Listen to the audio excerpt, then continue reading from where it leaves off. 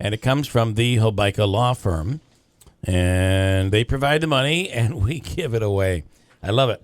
And let's see, our contestant is Brittany in Utica. Good morning, Brittany. How you doing? Good, how are you? Good. You ready to go? Yeah. All right. Let's see how much you're playing for here. Is it $100, $200, or $300?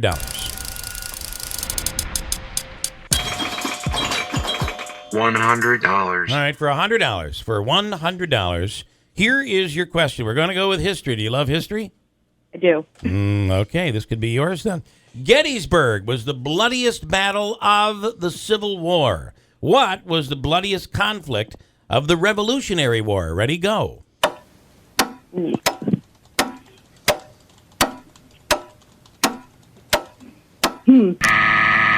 have no idea. All right, you're gonna kick yourself after this. Probably. So I'll ask you this question, Brittany. Do you know of any battles that occurred around this area? Fort Stanwix. Well, yeah, Battle of Oriskany. Oriskany. Yeah, that was the bloodiest conflict, bloodiest battle of the Revolutionary War, the Oriskany Battle. All right, well, listen, would you like dinner? We can do that for you. Sure. All right, sit tight. Andrew's going to hook you up. Dinner for two. Yeah, that's a good one. Did you know that?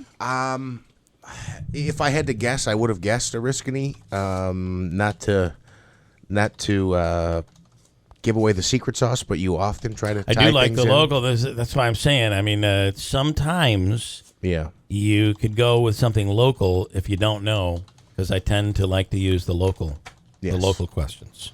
That was my guess. Yeah, Oriskany.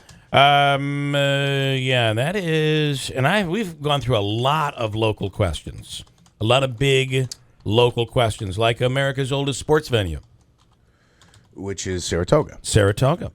And Christine knew that, by the way. She knew that. Only because I did had not. lived in Saratoga. My That's guess the was only Fenway. reason I knew that. I know this isn't Fenway. necessarily local, but Thousand Island dressing created where in America? The Thousand Islands. Thousand East Islands. Utica. East It's Utica. Thousand Islands, yeah. It was.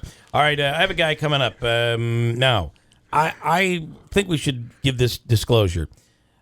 I, at least, am for the railway going up to Lake Placid. Mm-hmm. I think it's positive. It's good for commerce here.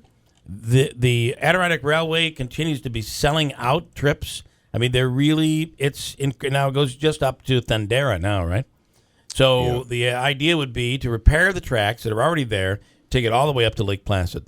And the other thing that's interesting is I had somebody say to me, who in their right mind is going to want to get on an old train and ride all the way up to Lake Placid? I have to tell you, there are people that are just huge fans of trains, and they travel the country going on these scenic railways, and that's what they do. And we have a lot of people that come to this area and do that. And the other thing is, if you're going all the way up to Lake Placid, you kind of enjoy yourself, party a little bit on the way up, spend some time in Lake Placid, and then come back. I think it's a cool trip.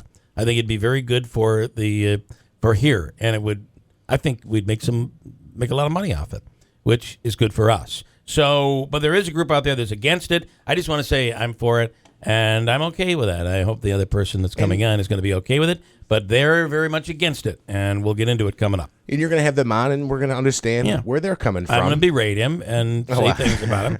7:43, coming right back at WIBX.